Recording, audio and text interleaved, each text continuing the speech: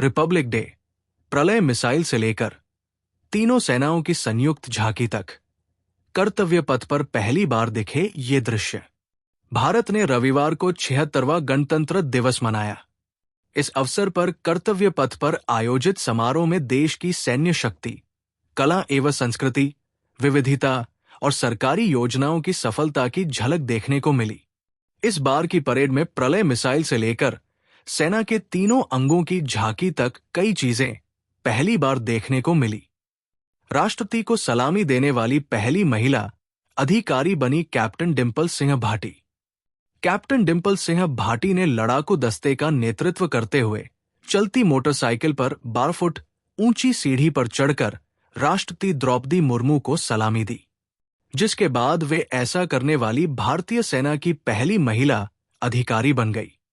Captain Bhati ने संतुलन और शालीनता के साथ राष्ट्रपति को सलामी दी। उनके प्रदर्शन में भारतीय सेना की सिग्नल कोर के साहस, सटीकता और उत्कृष्टता को दर्शाया गया, जिसे डेयर डेविल्स के रूप में जाना जाता है। पहली बार निकली तीनों सेनाओं की संयुक्त झांकी। कर्तव्य पथ पर परेड के दौरान दुनिया ने भारत का शक्ति प्रदर्शन देखा। सैनिकों के अभिभूत करने वाले मार्चिंग दस्ते, मिसाइलें, टैंक, लड़ाकू विमानों ने कर्तव्य पथ पर ताकत का ऐसा प्रदर्शन किया जिसे देखकर दर्शक जोश से भर गए। पहली बार सैन्य बलों के बीच तालमेल की व्यापक भावना को दर्शाती हुई तीनों सेनाओं की झांकी कर्तव्य पथ पर निकली।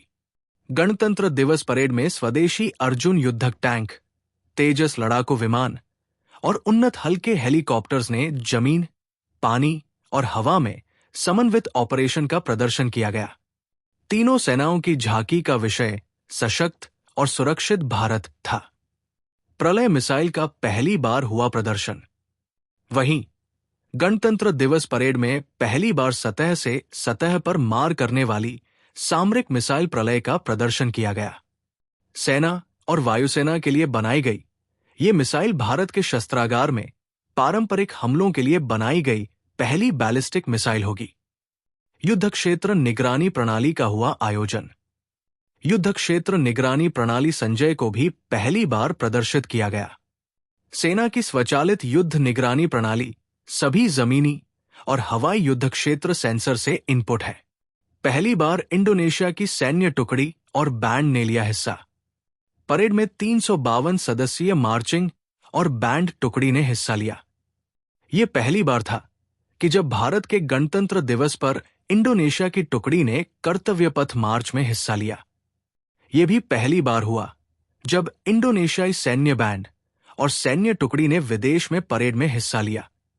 इंडोनेशियाई राष्ट्रीय सशस्त्र बल TNI के 152 कर्मियों की मार्चिंग टुकड़ी ने परेड के दौरान बेहतरीन अंदाज में मार्च किया और लोगों की खूब तालियां बटोरी। इस टुकड़ी में सशस्त्र बलों की सभी शाखाओं सेना, नौसेना और वायुसेना के कर्मी शामिल थे। दल ने भिन्नेका तुंगल इका, विविधता में एकता की भावना का प्रतिनिधित्व किया। पहली बार पूरे कर्तव्य पथ पर सांस्कृतिक प्रदर्शन किया गया। गणतंत्र दिवस के अवसर पर 5000 से अधिक लोक और आदिवासी कलाकारों ने देश के विभिन्न हिस्सों की 45 नृत्य शैलियों का प्रदर्शन किया।